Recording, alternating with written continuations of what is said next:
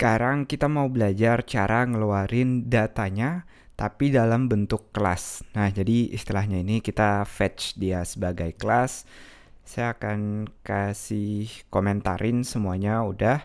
Jadi biar nggak rancu pelajarannya atau nggak ada output lagi, saya pastikan table kita sekarang kosong yang ada cuma koneksi biasanya. Maaf, bukan tabelnya tapi kodenya maksud saya.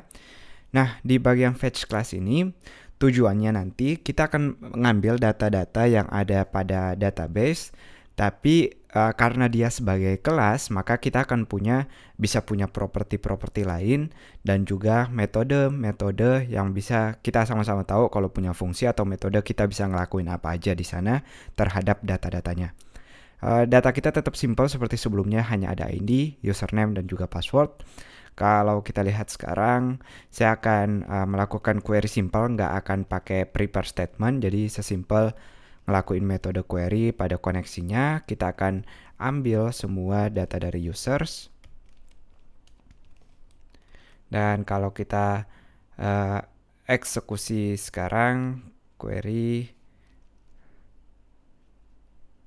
lalu fetch, saya vardam biar kita bisa ngelihat hasilnya.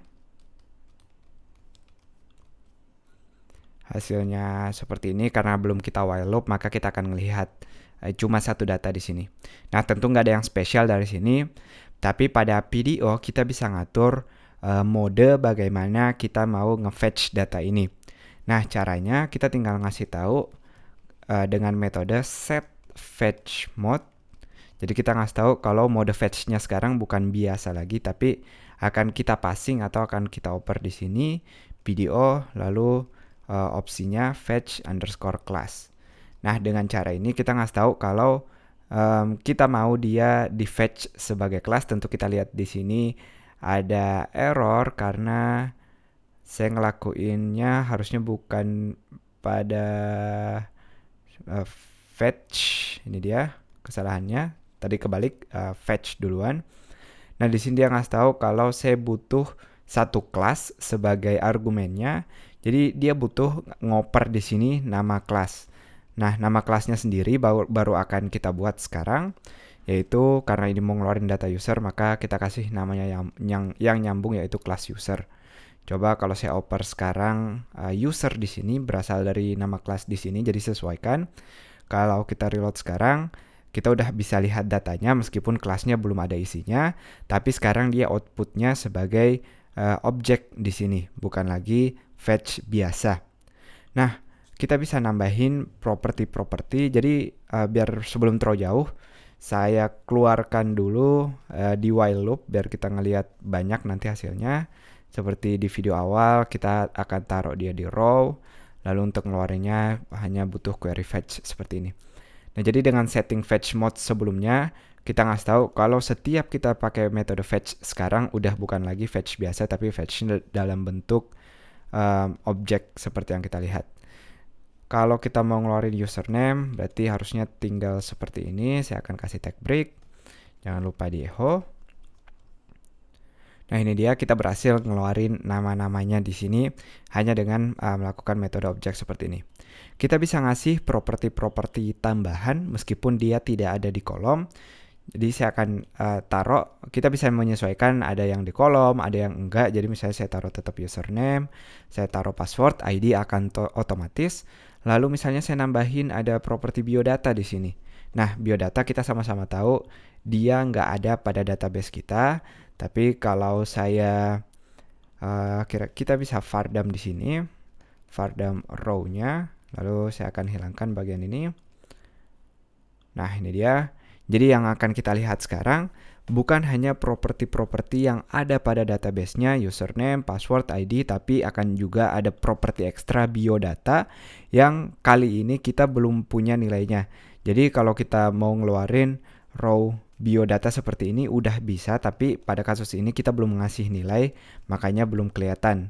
Nah, ini keuntungannya kita kayak punya alias-alias baru atau data-data baru meskipun kita belum isi sekarang. Contohnya sendiri, kalau kita mau ngisi, kita bisa pakai metode atau kita sama-sama tahu kalau bisa pakai metode construct untuk otomatis manggil satu fungsi. Jadi saya akan pakai metode construct, jadi saya nggak perlu manggil fungsinya, dia akan otomatis jalan. Kita kasih tahu di sini kalau si biodata mau kita ubah nilainya yang tadinya 0 menjadi ngambil username-nya. Lalu karena ini metode kita bisa ngelakuin apa aja, jadi cukup saya demokan aja kalau misalnya kita mau ngeluarin teks passwordnya adalah, lalu kita gabungkan dengan password. Nah, jadi benar-benar fleksibel nilainya apa aja, tapi ingat setiap mau ngambil properti yang sedang aktif kita pakai this username atau password. Jadi kalau saya reload sekarang, kita akan melihat ini hasil dari this biodatanya sekarang, yaitu dia udah dinamis dari masing-masing data.